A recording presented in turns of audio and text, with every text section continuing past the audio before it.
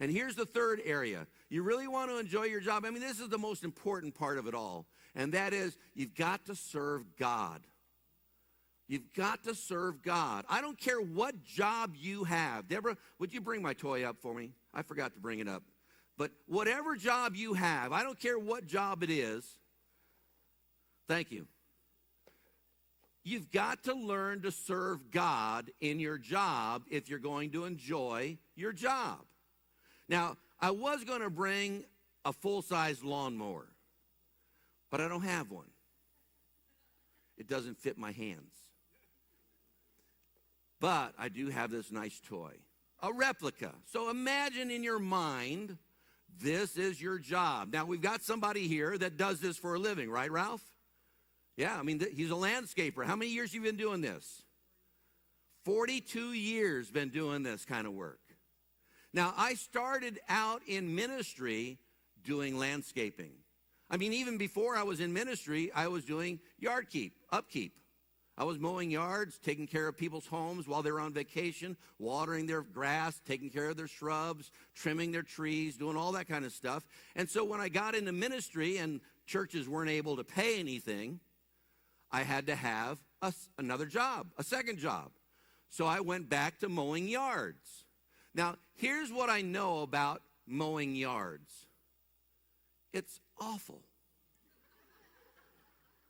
It stinks. You get sweaty, you get dirty. You know, it's like it's hard. Your muscles ache out at the end of the day. It's like you actually lose fingers and toes because you can't keep them away. I mean, I've had several fingers almost cut off, split right down the middle from bushes that I've been trimming, and I slipped and it went right through my finger. I mean, I just tape it up, keep on going. Come home, my finger's like that big around, you know, and Deborah go, what'd you do to your finger? Oh, I just cut it.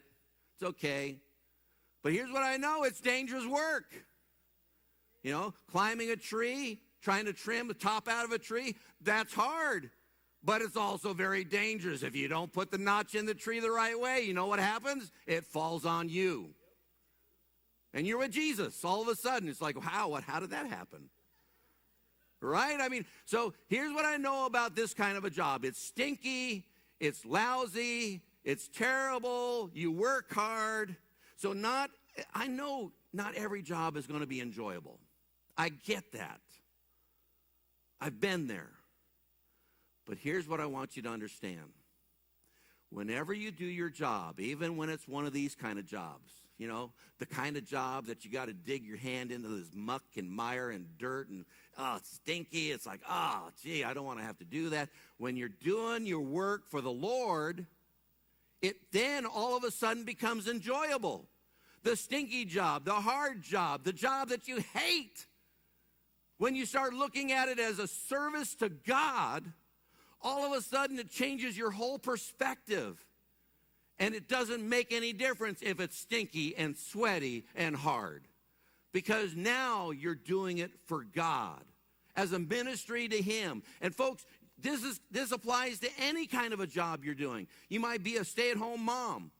And you say, well, I hate changing diapers. I hate having to take care of these kids. These screaming kids, they're driving me nuts. They're giving me headaches. Why can't somebody help me out? Well, first of all, God gave them to you. Amen? So you have a responsibility to take care of them. And second of all, you're probably not looking at your job the right way. You're looking at the stinky diapers.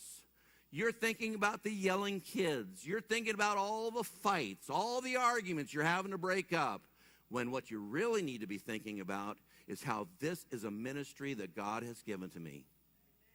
And you're here to serve the Lord. So what it says in Proverbs chapter 16 and verse 3, it says, commit your work to the Lord, and then your plans will succeed. Do you understand that?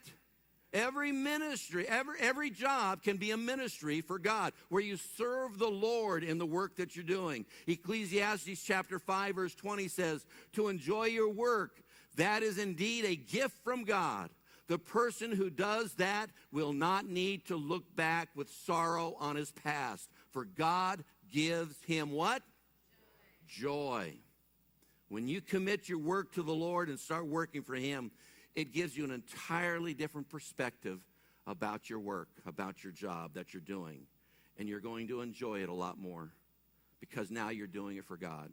Not just for the dollar, not just for the money, not just to pay the bills, not just to spend some time doing something so I'm not bored, but doing it because you love God.